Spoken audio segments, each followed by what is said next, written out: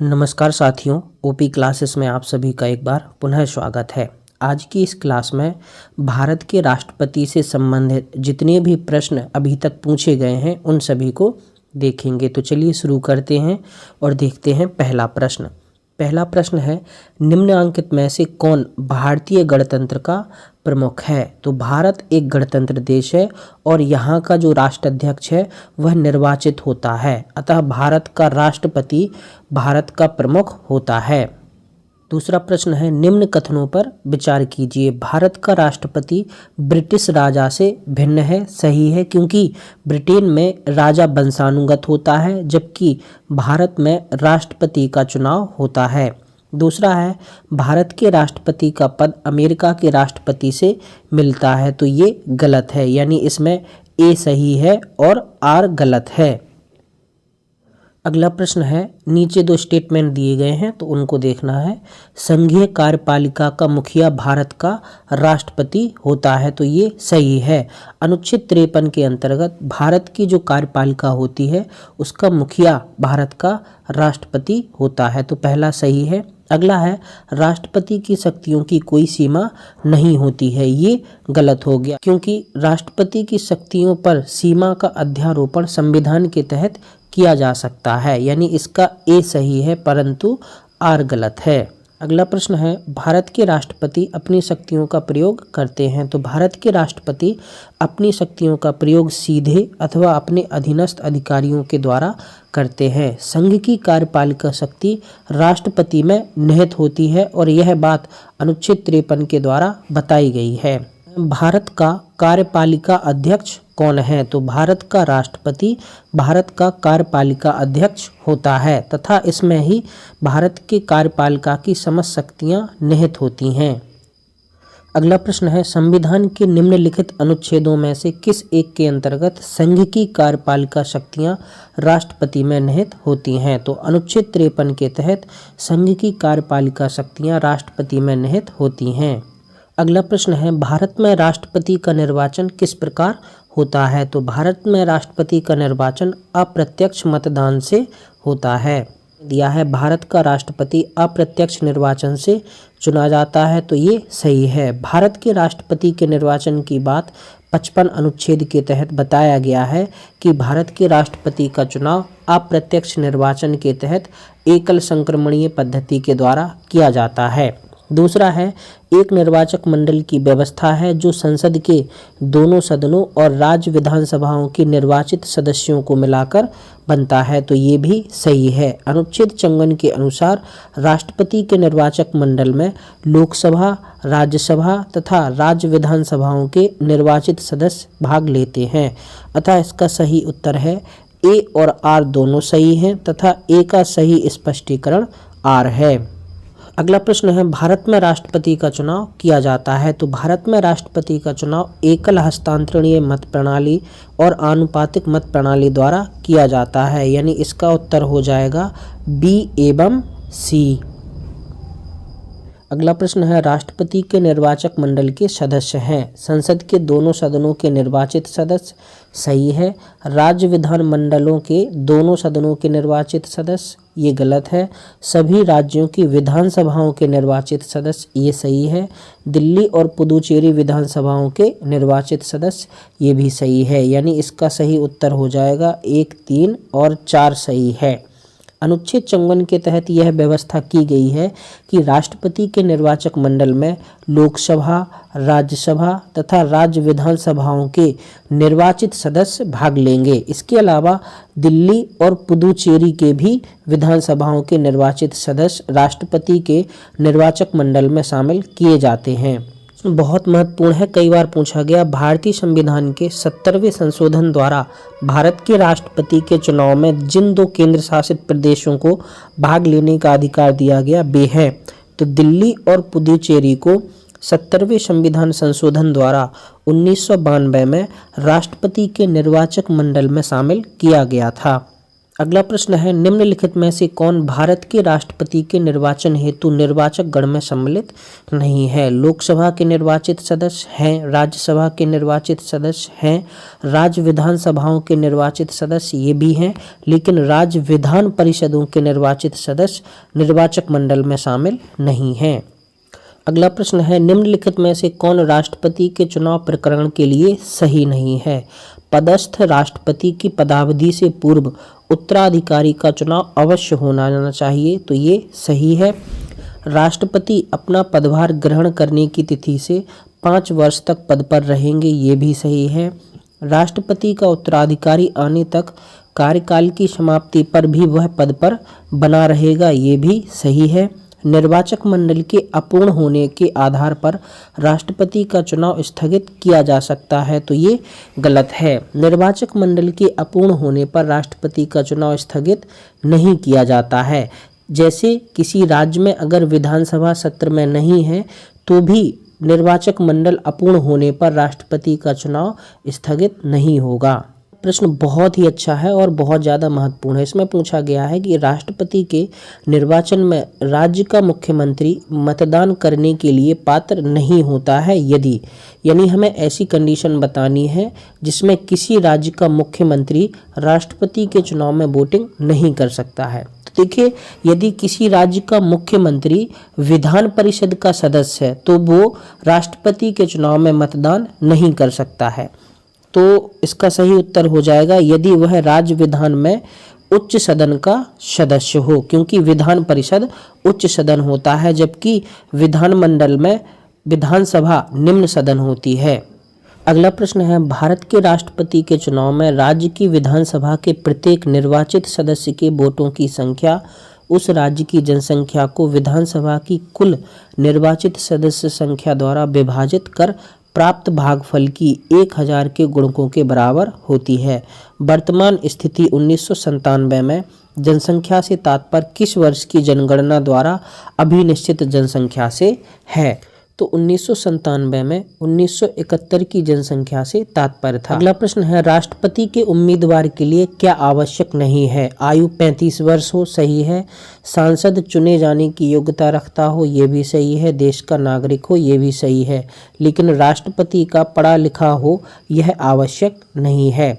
अनुच्छेद 58 में राष्ट्रपति के लिए अर्हताओं का वर्णन किया गया है। अगला प्रश्न है, भारतीय राष्ट्रपति के विषय में निम्नलिखित कथनों पर विचार कीजिए। उसे भारत का जन्मा नागरिक होना चाहिए? नहीं, यह आवश्यक नहीं है। हाँ, उसे भारत का नागरिक होना आवश्यक है।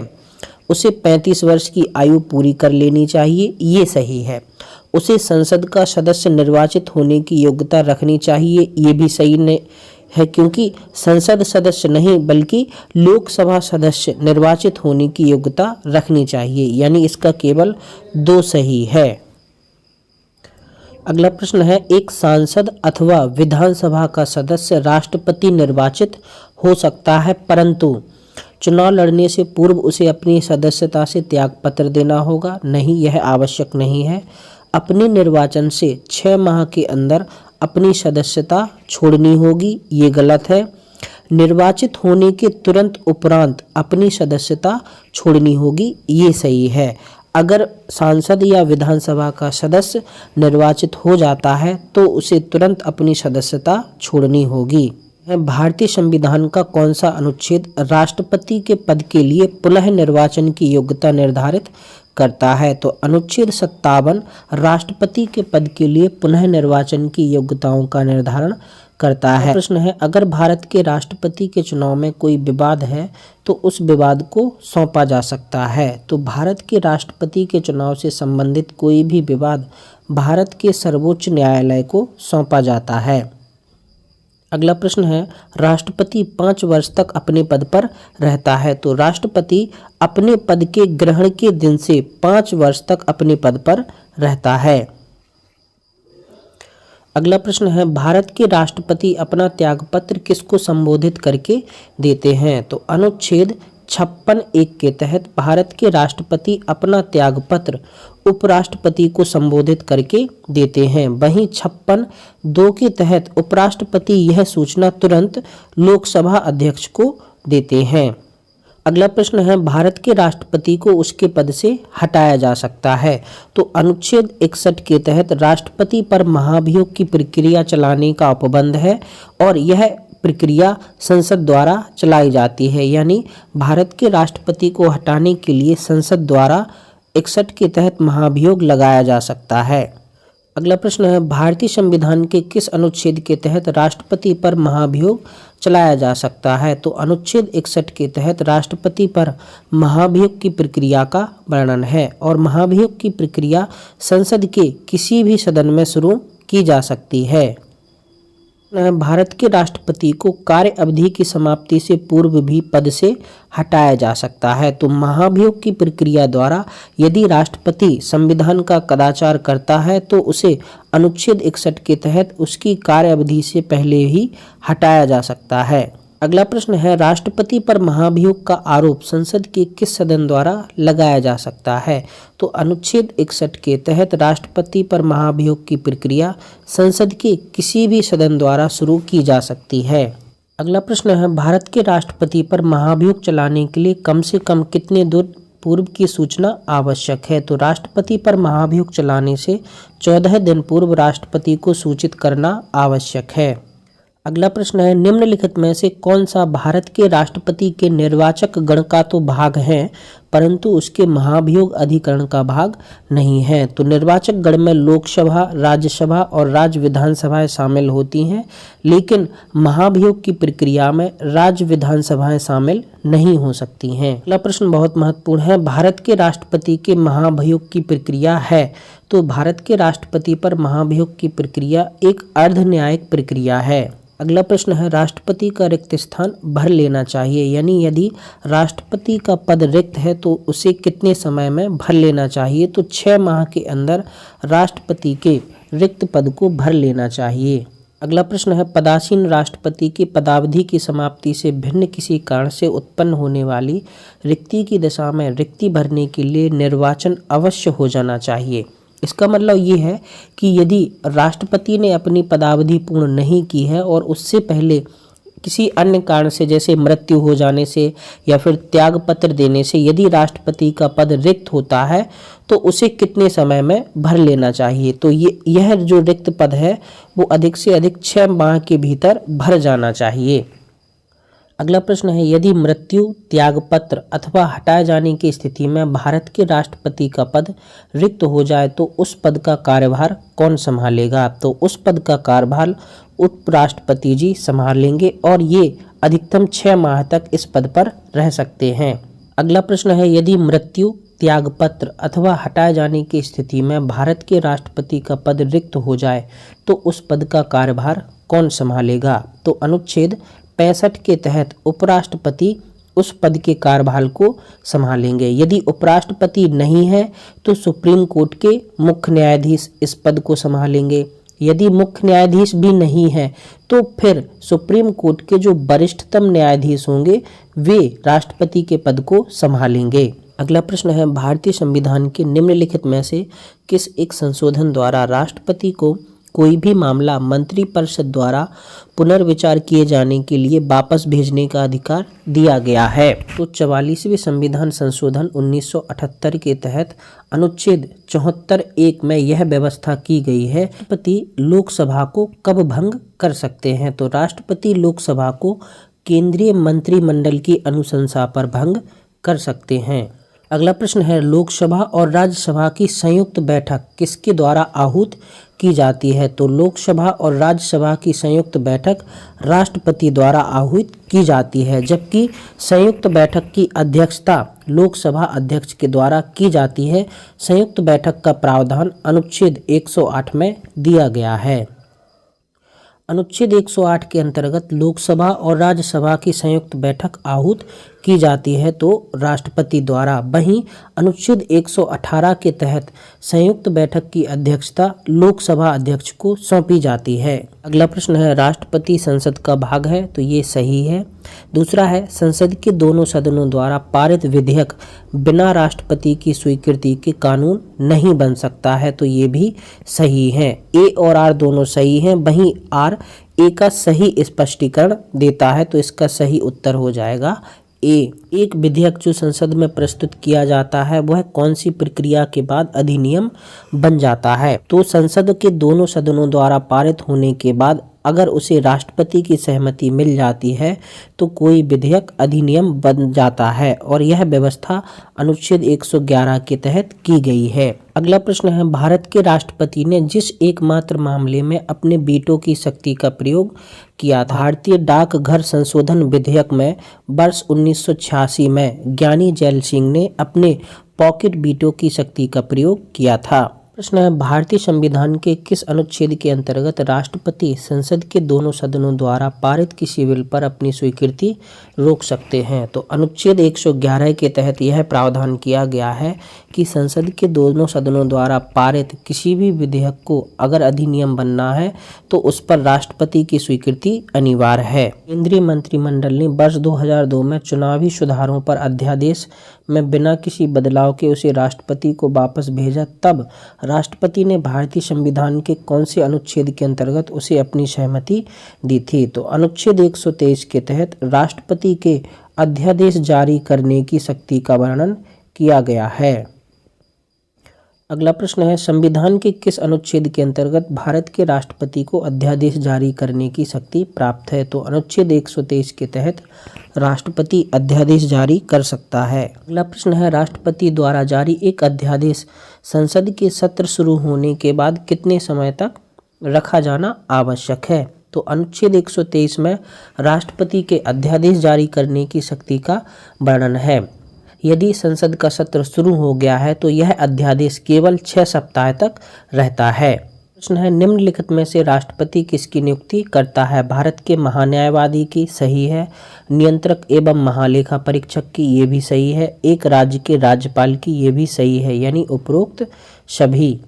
अगला प्रश्न है, निम्न में से भारत का राष्ट्रपति किसकी नियुक्ति नहीं करता है? तो भारत का राष्ट्रपति उपराष्ट्रपति की नियुक्ति नहीं करता है कि उपराष्ट्रपति का निर्वाचन संसद के दोनों सदनों द्वारा अनुच्छेद 66 के अंतर्गत किया जाता है। अगला प्रश्न है, भारतीय संविधान भारत के राष्ट्रपति को अधिकार नहीं देता है। तो भारत के राष्ट्रपति राज्यों के मुख्यमंत्री की नियुक्ति का अधिकार नहीं रखते हैं। राज्यों के मुख्यमंत्री की नियुक्ति अनुच्छेद 164(1) के तहत राज्यपाल द्वारा की जाती है।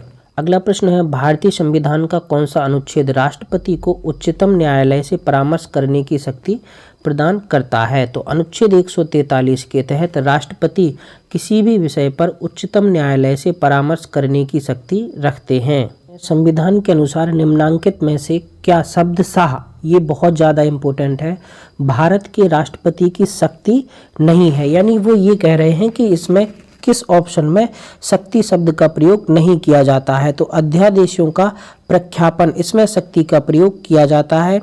उच्चतम न्यायालय द्वारा परामर्श प्राप्त करना, इसमें भी शक्ति शब्द का प्रयोग किया जाता है। लेकिन संसद के सदनों को संदेश भेजना, यहाँ पर शक्ति शब्द का प्रयोग ना करके अधिकार शब्द का प्रयोग किया गया है, तो यही इसका सही उत्तर हो जाएगा। इसके अलावा क्षमादान करना, यहाँ पर भी शक्ति का प्रयोग किया गया है। अगला प्रश्न है, राष्ट्रपति की क्षमा आदि की शक्ति एक है। तो राष्ट्रपति को अनुच्छेद 72 के तहत क्षमादान की शक्ति प्राप्त है और यह एक न्यायिक शक्ति है। अगला प्रश्न है, राष्ट्रपति की क्षमा प्रदान करने की शक्ति में क्या सम्मिलित नहीं है? तो क्षमा करना सम्मिलित है, लघुकरण करना सम्मिलित है, परिहार करना सम्मिलित है, विराम करना सम्मिलित है, प्रविलंबन करना सम्मिलित है, लेकिन रोक और निरंतरता सम्मिलित नहीं है। प्रश्न है, भारतीय संविधान के अनुसार भारत के राष्ट्रपति का यह कर्तव्य है कि वे निम्नलिखित में से किनको संसद के पटल पर रखवाए? संघ वित्त आयोग की सिफारिशों को, सही है। लोक लेखा समिति के प्रतिवेदनों को, ये गलत है।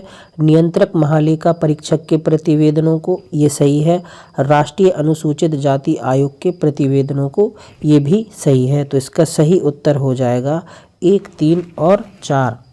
अगला प्रश्न है, निम्न में से कौन सा संवैधानिक विशेषाधिकार राष्ट्रपति को प्राप्त नहीं है? तो राष्ट्रपति किसी भी वित्तीय बिल को पुनर्विचार हेतु नहीं लौटा सकते। अनुच्छेद 117 के तहत इस प्रकार के वित्तीय बिल राष्ट्रपति की सिफारिश पर ही लाए जाते हैं। निम्नलिखित में से किसी भौगोलिक क्षेत्र को अनुसूचित घोषित करने का संवैधानिक अधिकार किसको प्राप्त है? तो किसी भी भौगोलिक क्षेत्र को अनुसूचित क्षेत्र घोषित करने का अधिकार राष्ट्रपति को प्राप्त है। संसद के लिए राष्ट्रपति का अभिभाषण कौन तैयार करता है? तो केंद्रीय मंत्रिमंडल संसद के लिए राष्ट्रपति का अभिभाषण तैयार करता है। भारत के प्रथम राष्ट्रपति राजेंद्र प्रसाद किस राज्य से थे? तो डॉक्टर राजेंद्र प्रसाद बिहार राज्य से थे। अगला प्रश्न है, स्वतंत्र भारत के प्रथम राष्ट्रपति थे? तो स्वतंत्र भारत के प्रथम राष्ट्रपति डॉक्टर राजेंद्र प्रसाद बिहार राज्य से थे। अगला प्रश्न है, सर्वसम्मति से निर्वाचित भारत के राष्ट्रपति कौन थे? यानी निर्विरोध,